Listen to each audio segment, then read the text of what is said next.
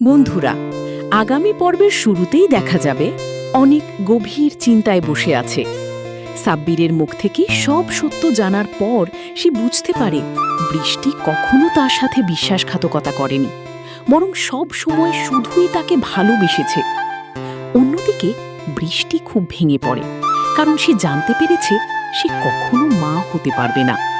এই সত্য কিভাবে অনেককে বলবে সেটাই ভাবতে থাকে সে। ঠিক তখনই রাতুল নতুন এক ষড়যন্ত্র নিয়ে বৃষ্টির অফিসে হাজির হয়। তার হাতে থাকে একটি গিফট বক্স। রাতুল বৃষ্টিকে বলে এই গিফটটা তার জীবনের সবচেয়ে বড় চমক। বৃষ্টি রাগ করে রাতুলকে চলে যেতে বললেও রাতুল গিফটটা রেখে যায়।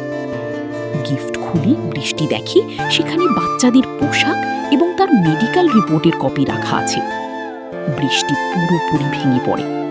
রাতুল তখন বলে, অনেক যখন জানবে তুমি কখনো মা হতে পারবে না, তখন তোমাকে ছেড়ে চলে যাবে। ঠিক সেই সময় সেখানে অনেক পৌঁছে যায়। সে রাতুলের সব কথা শুনে ফেলে।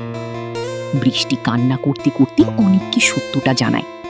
অনেক প্রথমে কষ্ট পেলেও পরে বুঝতে পারে বৃষ্টি তাকে হারানোর ভয়ে সত্য লুকিয়েছিল। যখন সবকিছু ঠিক হতে শুরু করে, তখনই রাতুল আবার ঝামেলা তৈরি করে। সে ইচ্ছা করে অনেককে উত্তেজিত করে তোলে। এক পর্যায়ে হাতাহাতির সময় রাতুল পড়ে গিয়ে গুরুতর আহত হয়। সবাই তাকে হাসপাতালে নিয়ে যায়। ডাক্তার জানায় তার অবস্থা আশঙ্কাজনক। রাতুলের পরিবার পুরো ঘটনার দোষ অনেকের ওপর চাপিয়ে দেয়। পুলিশ এসে অনেককে গ্রেফতার করে নিয়ে যায়। বৃষ্টি কান্নায় ভেঙে পড়ে এবং অনেককে বাঁচানোর শপথ নেয়। সব শেষে হাসপাতালে সবাই চলে যাওয়ার পর দেখা যায় রাতুলের জ্ঞান ফিরে এসেছে।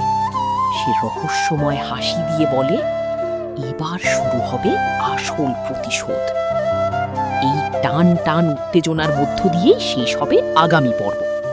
ভিডিওটি ভালো লাগলে অবশ্যই লাইক, কমেন্ট, শেয়ার করবেন এবং নতুন হলে চ্যানেলটি সাবস্ক্রাইব করতে ভুলবেন না।